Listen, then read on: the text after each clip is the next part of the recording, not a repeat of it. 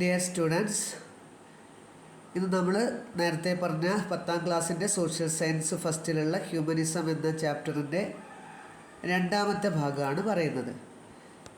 ഇതിൽ നമ്മൾ പറയാൻ പോകുന്നത് തൊട്ട് മുന്നത്തെ ഭാഗത്ത് നമ്മൾ പറഞ്ഞു റിനൈസൻസിൻ്റെ കളിത്തൊട്ടിലായിട്ടുണ്ടായിരുന്നത് ഇറ്റലി ആയിരുന്നു എന്നും ആ റിനൈസൻസ് സ്റ്റാർട്ട് ചെയ്തത് ഇറ്റലിയിലായിരുന്നു എന്നും അതിൻ്റേതായിട്ടുള്ള റീസൺസ് ഉണ്ടായിരുന്നു എന്നൊക്കെ പറഞ്ഞു കഴിഞ്ഞു.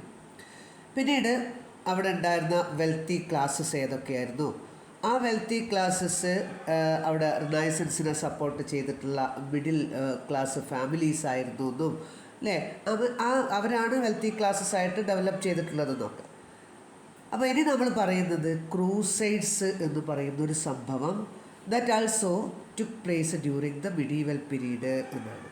മിഡീവൽ പീരീഡിൽ കുരിശ് യുദ്ധങ്ങൾ എന്ന് പറയുന്ന ഒരു സംഭവം കൂടെ സ്റ്റാർട്ട് ചെയ്തിട്ടുണ്ടായിരുന്നു. ആ കുരിശ് യുദ്ധം എന്താണെന്ന് വെച്ചാൽ that's the war fought between believers of Islam and Christianity over Jerusalem എന്നാണ്. ജെറുസലേം എന്ന് പറയുന്ന പ്രദേശത്തിന് വേണ്ടിയിട്ട് അല്ലെ രാജ്യത്തിന് വേണ്ടിയിട്ട് ഇസ്ലാമും ക്രിസ്ത്യാനും രണ്ട് വ്യത്യസ്തമായിട്ടുള്ള മതക്കാർ, ഇസ്ലാം മതക്കാരും ക്രിസ്തു മതക്കാരും, ഇവർ രണ്ട് കൂട്ടരും നടത്തിയിട്ടുള്ള യുദ്ധങ്ങളെയാണ് കുരിശ് യുദ്ധങ്ങളെന്ന് പറയുന്നത്. ഇസ്ലാം മതത്തിലുള്ളവരും ക്രിസ്തു മതത്തിലുള്ളവരും ജെറുസലേം, കാരണം ജെറുസലേം എന്ന് പറയുന്നത് ഒരു പുണ്യ നഗരമായിരുന്നു എന്നാണ്, ഒരു ഹോളി ലാൻഡാണ് by both the Muslims and Christianity. അപ്പം ആ ഒരു പ്രദേശത്തിന് വേണ്ടി ഇവർ രണ്ട് കൂട്ടരും കൂടെ നടത്തിയിട്ടുള്ള യുദ്ധത്തിനാണ് കുരിശ് യുദ്ധങ്ങളെന്ന് പറഞ്ഞിരുന്നത്. അപ്പോൾ ഈ കുരിശ് യുദ്ധങ്ങൾ മിഡീവൽ പീരീഡിൽ ഉണ്ടായിരുന്നു എന്നും അത് cultural exchange between east and west ഉണ്ടാവുന്നതിന് സൗകര്യമായി എന്നും, സാംസ്കാരികമായിട്ടുള്ള വിനിമയം, ഈസ്റ്റ് വെസ്റ്റ് രാജ്യങ്ങൾ തമ്മിലുള്ള സാംസ്കാരിക വിനിമയത്തിനത് സഹായിച്ചു എന്നുമാണ് പറയുന്നത്. അപ്പോൾ അതുപോലെ തന്നെ that accelerated the growth of Italian cities എന്നാണ്. നഗരങ്ങളുടെ വളർച്ചയ്ക്ക് കാരണമായി, ഇറ്റലിയിൽ നഗരങ്ങൾ വളർന്നു വരുന്നതിന് അതൊരു കാരണമായിട്ടുണ്ടായിരുന്നു എന്നാണ്. കൂടാതെ വേറൊരു കാര്യം എന്താ, ഇങ്ങനെ നഗരങ്ങൾ വളർന്നു വന്ന സമയത്ത് ഇറ്റലിയിലെ ട്രേഡ് വളർന്നു വന്നിട്ടുണ്ടായിരുന്നു എന്നാണ് കേട്ടോ. അപ്പോൾ ട്രേഡ് വളർന്നു വരുന്നതിനും ഇറ്റാലിയൻ സിറ്റീസ് വളർന്നു വരുന്നതിനും ഈസ്റ്റും വെസ്റ്റും തമ്മിലുള്ള വാണിജ്യങ്ങൾ അല്ലെ എക്സ്ചേഞ്ചസ് വർദ്ധിക്കുന്നതിനുമൊക്കെ ഈ കുരിശ് യുദ്ധങ്ങളൊക്കെ കാരണമായിട്ടുണ്ട്. ഇനി അതേപോലെ മറ്റൊരു സംഭവം കൂടിയുണ്ട്. ഇതൊക്കെ നമ്മളെ റിനൈസൻസിൻ്റെ കാരണങ്ങളായിട്ട് പറയുന്നത് തന്നെയാണ്. അപ്പോൾ മറ്റൊരു കാരണമാണ് ബ്യൂബോണിക് പ്ലാഗ് എന്ന് പറയുന്നത്. പ്ലാഗ് അതായത് കറുത്ത മരണം എന്നറിയപ്പെടുന്ന പ്ലാഗ് എന്ന രോഗം 14th സെഞ്ച്വറിയിൽ ഇറ്റാലിയൻ സിറ്റീസിൽ പടർന്നു പിടിച്ച ഒരു രോഗമായിരുന്നു. അതുകൊണ്ട് തന്നെ ആ രോഗത്തിൻ്റെ പേര് ബ്ലാക്ക് ഡെത്ത് എന്നാണ്. ബ്ലാക്ക് ഡെത്ത് എന്ന്, കാരണം തൗസൻഡ്സ് ഓഫ് ലൈഫ് അത് എന്താക്കിയിട്ടുണ്ട്, ഇല്ലാതാക്കുന്നതിനും അല്ലെ ജീവൻ നഷ്ടപ്പെടുന്നതിനും അതുപോലെ തന്നെ ലേബർ ഫോഴ്സിൻ്റെ ഷോർട്ടേജ് ഉണ്ടാക്കുന്നതിനും ഈ ഒരു പ്ലാഗ് എന്ന് പറയുന്ന മഹാമാരി കാരണമായിട്ടുണ്ട് എന്നാണ്. ബ്ലാക്ക് ഡെത്ത് എന്ന പേരിലാണത് അറിയപ്പെടുന്നത്. അപ്പം ബ്ലാക്ക് ഡെത്ത് ഒരു കാരണം, ബ്യൂബോണിക് പ്ലാഗ് എന്നാണ്. അപ്പോൾ പ്രത്യേകമായിട്ട് പറയുന്ന ഒരു കാറ്റഗറിയിലുള്ള ഒരു തരത്തിലുള്ള പ്ലാഗാണ്.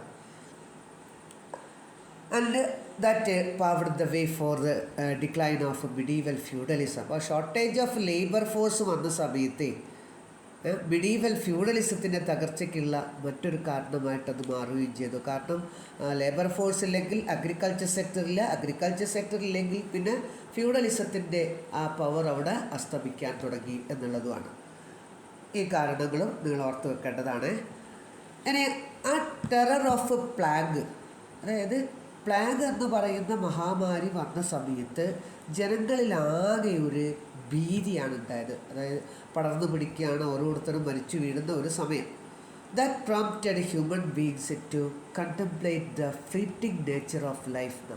അതായത് മനുഷ്യ ജീവിതത്തിൻ്റെ നശ്വരത, ഇത്രയേ ഉള്ളൂ നമ്മളുടെ ജീവൻ എന്ന് ചിന്തിക്കാനും ആൻഡ് സീക്ക് വെൽനെസ്, നന്നായിട്ടിരിക്കാനും and focus on their own wellbeing, അവരവരുടെ നല്ലതിന് വേണ്ടിയിട്ട് ജീവിക്കാനും ഒക്കെ ഓരോരുത്തരും ചിന്തിക്കാൻ തുടങ്ങി എന്നുള്ളതാണ്.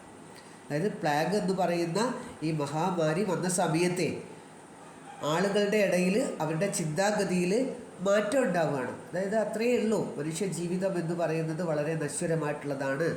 അതുകൊണ്ട് എന്താ പറയുക, ഉള്ള സമയത്ത് നല്ല പോലെ ജീവിക്കുക എന്നൊക്കെയുള്ള മനുഷ്യത്വത്തിന് പ്രാധാന്യം കൊടുക്കുന്ന ഒരു ചിന്താഗതിയിലേക്ക് ഇവർ വരികയാണ്. That introspection power the way for the emergence of humanism എന്നാണ്. ആ ഒരു എന്താ പറയുക, ഒരു പരഹൃദയ ജ്ഞാനം എന്ന് വേണമെങ്കിൽ പറയാം. അത് എന്തായി, ഹ്യൂമനിസം എന്ന് പറയുന്ന ഒരു കോൺസെപ്റ്റിലേക്ക് വളർന്നു വരാൻ, അല്ലെങ്കിൽ കോൺസെപ്റ്റ് വളർന്നു വരുന്നതിന് കാരണമായിട്ടുണ്ടായിരുന്നു. പിന്നെ നമ്മൾ നേരത്തെ പറഞ്ഞ വെൽത്തി പാട്രൺസിലെ അല്ലെങ്കിൽ വെൽത്തി ആയിട്ടുള്ള ഫാമിലീസ് ഉണ്ടായിരുന്നു. ഈ വെൽത്തി ഫാമിലീസ് എന്ന് പറഞ്ഞാൽ അത്രയും സമ്പന്നരായിട്ടുള്ള ആളുകളാണ്. അവരവരുടെ പൈസ കൊണ്ട് എന്ത് ചെയ്യണം എന്നറിയാത്ത ആൾക്കാരാണ്. അവർ ചർച്ചസ്, പാരിഷ് അല്ലേ, പള്ളികൾ, ഇടവകകൾ എന്നൊക്കെ പറയുന്ന പ്രദേശങ്ങൾ, അവർ ആ പ്രദേശങ്ങളൊക്കെ തന്നെ അല്ലെങ്കിൽ ആ പള്ളികളൊക്കെ തന്നെ അവരെന്ത് ചെയ്യാൻ ചെയ്തതെന്നറിയോ, ബ്യൂട്ടിഫൈ ചെയ്യാൻ തുടങ്ങിയെന്ന്. ഉള്ള പൈസ ചിലവാക്കണമല്ലോ, ആ ചിലവാക്കുന്നതിന് വേണ്ടിയിട്ട് ചർച്ചസൊക്കെ ബ്യൂട്ടിഫൈ ചെയ്യാൻ വേണ്ടിയിട്ട് ശ്രമിച്ചു എന്നും. And that actively promoted the construction of monasteries and nunneries as well as cathedrals, അതായത് സന്യാസി മഠങ്ങളും സന്യാസിനി മഠങ്ങളും കത്തീഡ്രലുകളുമൊക്കെ സ്ഥാപിക്കാനായിട്ട് അവർ തുടങ്ങി. പണം അവർ മുടക്കുന്നതിന് വേണ്ടിയിട്ട് ശ്രമിച്ചിട്ടുണ്ടായിരുന്നു എന്നാണ്. അപ്പോൾ വെൽത്തി പാറ്റേൺസ് ആണ് ഇത്തരത്തിലുള്ള കാര്യങ്ങളൊക്കെ. അതൊക്കെ എന്താണ്, അവരുടെ ഡെവലപ്മെൻറ്റിനെയാണ് കാണിക്കുന്നത്. അവരെ ഇത്രയും സാമ്പത്തികമായിട്ടുള്ള പുരോഗതിയുള്ള പ്രദേശങ്ങൾ ഉണ്ടായിരുന്നു, അല്ലെങ്കിൽ വ്യക്തികൾ ഉണ്ടായിരുന്നു, ഫാമിലീസ് ഉണ്ടായിരുന്നു. ആ ഫാമിലീസ് ഓരോ കാര്യങ്ങൾക്ക് വേണ്ടിയിട്ട് പൈസ ചിലവാക്കുകയും അതിനനുസരിച്ചിട്ട് അവിടെ ഡെവലപ്മെൻറ്റ് ഉണ്ടാവുകയും ചെയ്തുകൊണ്ടിരിക്കുകയാണ്. ഇനി മറ്റൊരു ഇൻസിഡൻ്റ് എന്ന് പറയുന്നത്, that is the Constantinople, that is the capital city of the Eastern Roman Empire, was conquered by the Ottoman Turks in 1453. 1453 Ottoman Turks എന്ന് പറയുന്ന ഒരു രാജ്യം, തുർക്കികൾ, അവർ കോൺസ്റ്റാന്റിനോപ്പിൾ എന്ന് പറയുന്ന ഈസ്റ്റേൺ റോമൻ എംപയറിൻ്റെ ഒരു ക്യാപിറ്റൽ സിറ്റി ആയിരുന്ന കോൺസ്റ്റാന്റിനോപ്പിൾ ക്യാപ്ചർ ചെയ്യുകയാണ്. ആരാണ് ക്യാപ്ചർ ചെയ്തിട്ടുള്ളത്? ഓട്ടോമൻ ടർക്സ് ആണ്. കോൺസ്റ്റാന്റിനോപ്പിൾ എന്ന് പറയുന്ന പ്രദേശം എന്താണ്, ഈസ്റ്റേൺ റോമൻ എംപയറിൻ്റെ ക്യാപിറ്റൽ സിറ്റി ആയിരുന്നു. അതിനെ ക്യാപ്ചർ ചെയ്യാൻ ശ്രമിച്ചു എന്നാണ്. അപ്പോൾ അതും എന്തായി, ആ capture of these Constantinople led many scholars who possessed manuscripts of ancient Greco Roman literary work was endured or they were endured to the Italian cities എന്നാണ്. അപ്പം ഈ സിറ്റിയിലേക്ക്, ഇറ്റാലിയൻ സിറ്റിയിലേക്ക് എവിടെ നിന്ന്, കോൺസ്റ്റാന്റിനോപ്പിളിൽ നിന്ന് ധാരാളം സ്കോളേഴ്സ് വരികയാണ്. സെൻറ്റർ ഓഫ് മെനി സ്കോളേഴ്സായിട്ട് മാറി. കാരണം അവരെ സംബന്ധിച്ചിടത്തോളം അവർ നേരത്തെ ഭയങ്കര ഏൻഷ്യൻ ഗ്രേക്കോ റോമൻ ലിറ്റററി വർക്ക്സൊക്കെ കൈവശം ഉണ്ടായിരുന്ന ആളുകളായിരുന്നു. അതാണ്. അപ്പം ഈ ഒരു കോൺസ്റ്റാന്റിനോപ്പിളിൻ്റെ ക്യാപ്ചറോട് കൂടി ധാരാളം സ്കോളേഴ്സ് എവിടേക്ക് വരാനിടയായി, ഇറ്റലിയിലേക്ക് വരാൻ ഇടയായി എന്നാണ്.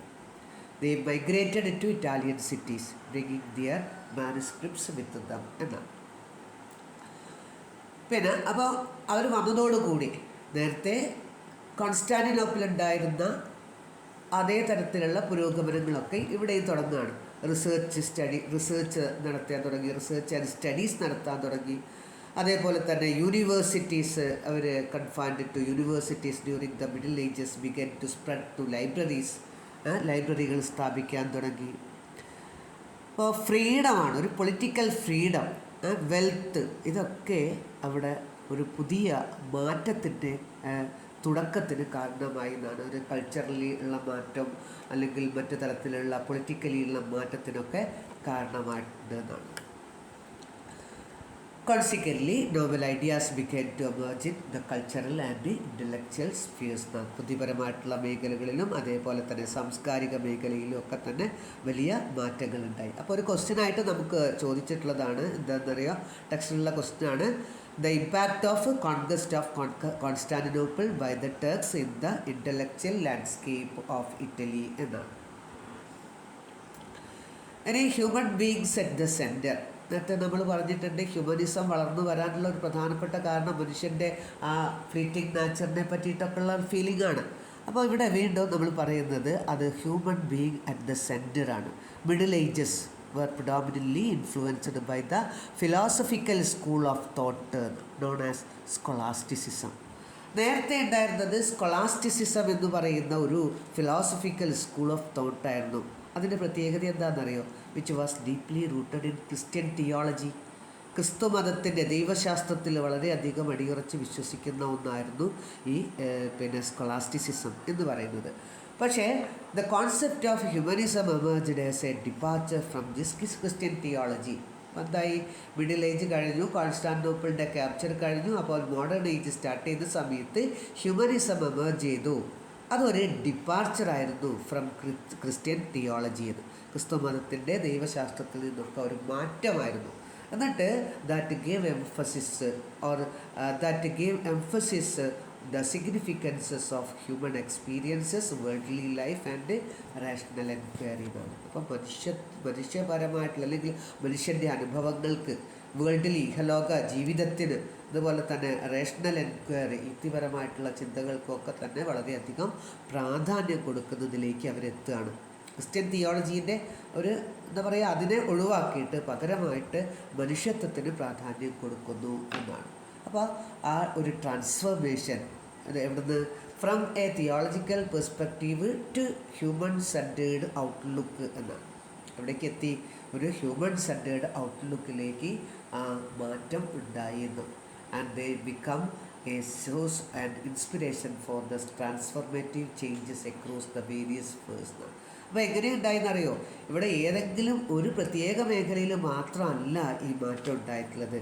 ആ വേരിയസ് ആയിട്ടുള്ള മേഖലകൾ ഏതൊക്കെയാ വെച്ചാൽ പെയിൻറ്റിങ്ങിൽ മാറ്റം ഉണ്ടായി, ആർക്കിടെക്ചറിൽ മാറ്റം ഉണ്ടായി, ലിറ്ററേച്ചറിൽ മാറ്റം ഉണ്ടായി, politics, history, science and religion. അപ്പം എല്ലാ മേഖലകളിലും അവിടെ എന്തുണ്ടായിട്ടുണ്ട്? മാറ്റങ്ങളുണ്ടായി. And in essence embodies these changes എന്നാണ്. ഇതാണ് നമ്മളുടെ ഇന്നത്തെ ഭാഗം പ്രധാനമായിട്ടും പറയുന്നത്. അതായത് ഈ റിനൈസൻസ്, ആർട്ട്, ലിറ്ററേച്ചർ, ഓരോ മേഖലയിലുള്ള പുരോഗതിയുണ്ട്.